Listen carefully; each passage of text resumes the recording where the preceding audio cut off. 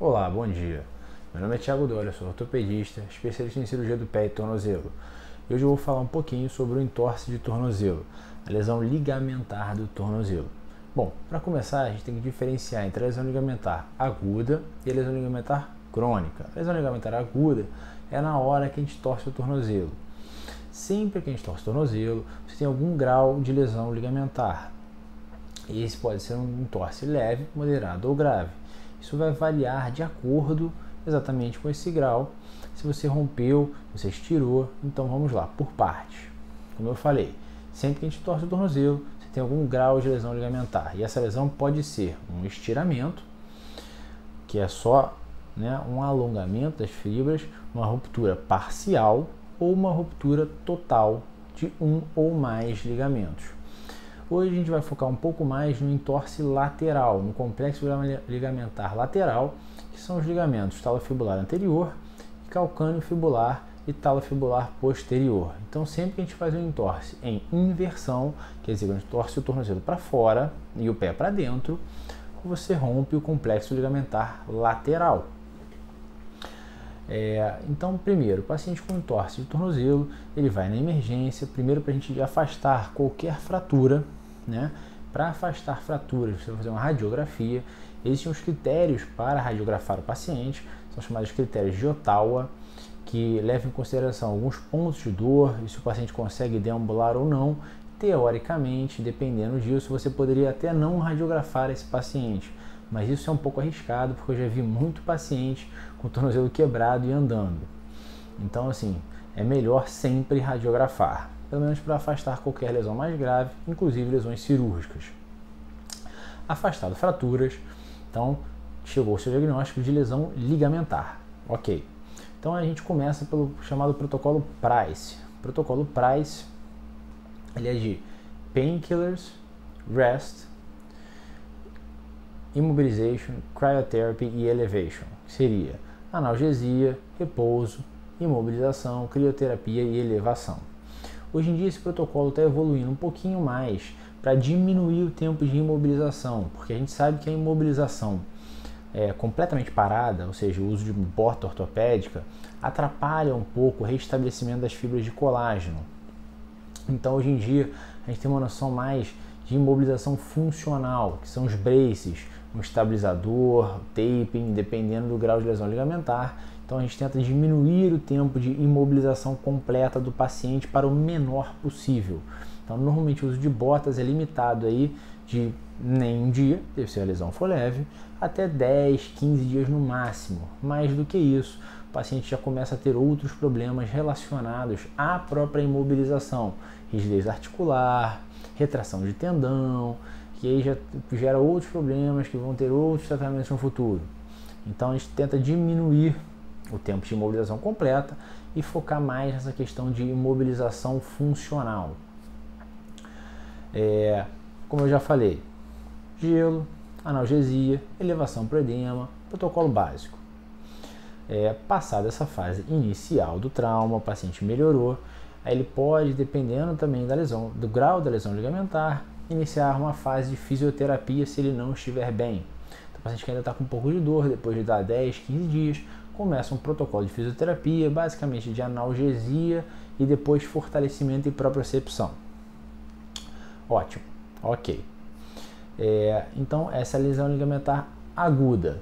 A gente sabe que em torno de 15 a 10% dos pacientes vão evoluir com uma lesão ligamentar crônica, que é o paciente que vai evoluir com instabilidade, aquele paciente que não recuperou bem apesar do tratamento. Eu não estou falando então dos pacientes que negligenciaram, não é aquele paciente que torceu o tornozelo e deixou para lá e ficou por isso mesmo. É o paciente que torceu o tornozelo, tratou, fez a fisioterapia, fez a imobilização, está fazendo de tudo, porém não evoluiu de forma satisfatória. O paciente continua com instabilidade. E aí a gente tem que dividir em duas formas. Existe a instabilidade mecânica, que é a instabilidade que o paciente tem exames alterados, raio-x de estresse, você tem exame físico, gaveta anterior, tilt talar, que o paciente vai fazer um bocejo articular, quer dizer, dependendo da manobra, o tornozelo quase sai do lugar. Esse paciente tem uma instabilidade chamada de mecânica, ou objetiva. e o paciente que tem uma instabilidade chamada de instabilidade funcional ou microinstabilidade. Esse paciente ele pode não ter um bocejo articular tão grande, ou seja, o exame, o tornozelo, vamos dizer assim, não tem aquele movimentação tão franca, porém o paciente continua sentindo, né, uma falta de firmeza, uma dor, uma falta de controle do tornozelo, né? Então tem medo de andar em superfície irregular, tem medo de praticar certas atividades e tem limites então da sua vida diária. E isso também não é normal. Esses pacientes eles devem ser tratados primeiro de forma conservadora. A gente sempre tenta novamente uma fisioterapia para propriocepção, fortalecimento de fibulares, exercícios em superfícies instáveis, exercícios na água. Não melhorando, esses pacientes têm uma indicação então de um tratamento cirúrgico. E aí a gente vai pensar então numa ressonância. A ressonância, como eu falei, ela vai avaliar o complexo ligamentar lateral, vai avaliar outras lesões associadas. Esse paciente pode ter patologias nos tendões fibulares, também é comum, né, lesão longitudinal do fibular. Ele pode ter lesão osteocondral do talos, exatamente por conta dessa microinstabilidade, o talos vai amassando na cartilagem, então pode ter lesões osteocondrais associadas, osteófitos, né, no tornozelo, por conta também dessa instabilidade. Por conta da instabilidade do tornozelo, a tíbia começa a criar osteófitos, começa a aumentar a sua superfície de contato para dar mais estabilidade óssea ao tornozelo, já que você tem essa lesão ligamentar. Então, todas essas patologias devem ser avaliadas para o tratamento cirúrgico. Por quê? Obviamente, se você vai operar o paciente, você vai tratar ele como um todo. Não vai só ver a lesão ligamentar, vou operar só a lesão ligamentar e esquecer tudo o resto, que não vai adiantar, o paciente vai continuar com dor. Bom, pensando então para o tratamento cirúrgico, existem basicamente algumas formas de fazer isso. Existem as técnicas que a gente chama de reconstrução ou reparo, né? Não anatômicas e anatômicas. As técnicas de reconstrução anatômicas são normalmente aquelas que a gente usa enxerto.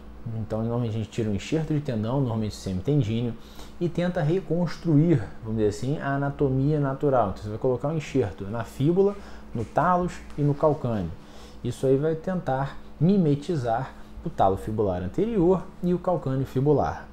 Isso, então, se reconstruiria de uma forma anatômica a biologia local. E as técnicas não anatômicas é quando você usa algum reforço local, muda a anatomia para criar essa estabilidade.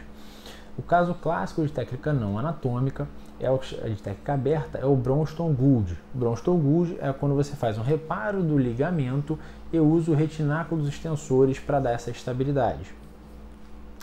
Hoje em dia a gente tem o advento da cirurgia artroscópica, que é a cirurgia por vídeo, e é o que eu faço. Eu não faço mais instabilidade de forma aberta, eu acho que é desnecessário. Hoje em dia tem várias técnicas artroscópicas para fazer, desde técnicas mais anatômicas, onde a gente vai reparar mais o ligamento, até algumas usando enxerto para você reconstruir o ligamento, até técnicas não anatômicas como o Bronston Gould artroscópico, que é conhecido como arthrobronchon.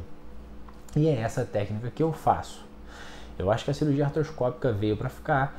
Ela é minimamente invasiva, tem menos dor no pós-operatório, menos cicatriz, menos patologias, problemas de complicação de pele, né? Então o paciente recupera mais rápido. Então eu acho que a artroscopia veio, como eu falei, veio para ficar e veio para mudar toda a dinâmica que a gente tem no tratamento de patologias intraarticulares do tornozelo. Bom, falei um pouquinho sobre essa lesão ligamentar do tornozelo. Espero que vocês tenham gostado. Até a próxima.